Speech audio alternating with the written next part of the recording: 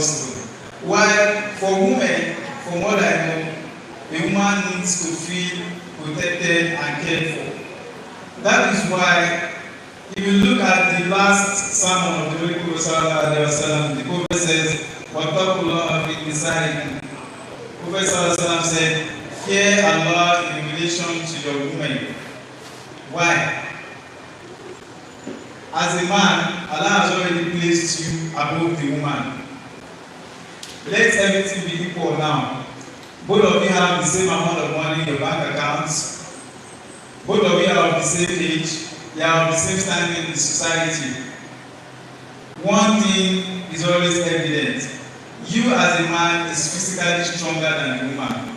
So if both of you are placed in the same room to live as husband and wife, and you are shielded from the outside world, it is only the fear of Allah that will make you as a man not to mistreat your woman. It is this fear of Allah, because love is never enough. No matter how much you love your partner, there will be times where you feel like maybe just slicing their throats because they'll piss you off.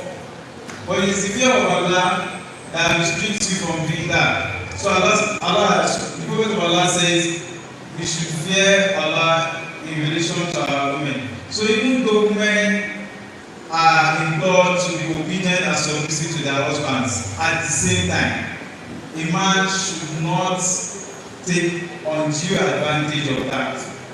Now, another right a woman has, another responsibility a woman has to her husband is that a woman should not admit anyone whom the husband dislikes into his house. Like I said earlier in the hadith, that we are all shepherds, and every one of us will be questioned about what we were shepherds over. Now, a woman is a shepherd over her husband's home and properties. Now, it is one of the husband's rights that the woman should not bring people into the husband's home, people he does not approve of. This is very important, even though it will not seem like that. This right extends to our relationship with the neighbors and outsiders, not giving out your husband's properties. Maybe you want to, somebody needs something from you, and of course we have 10 bags of rice at home, and what's there in giving out just 1 liter of rice? But as a woman, you are not allowed to without the express approval of your husband. This is one of the rights of the husband over his wife. At the same time, a woman is not expected to leave her home without the permission of her husband. Without the permission of her husband.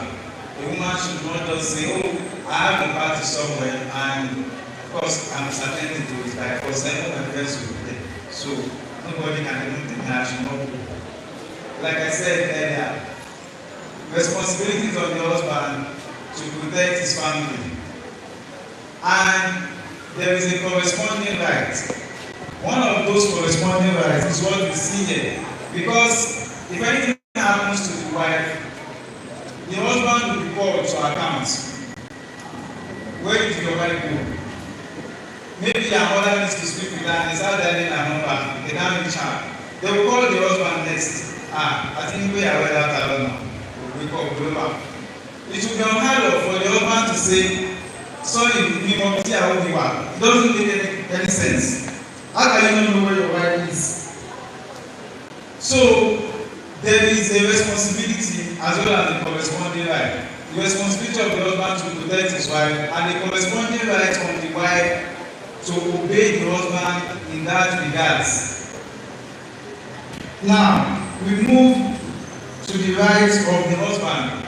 The responsibility of the husband and the rights of the wife. This, I reserved it for the last part of this discussion because it is the most important part. I'm not saying what I've said earlier is not important, but the greater responsibility of maintaining a functional home is on the man.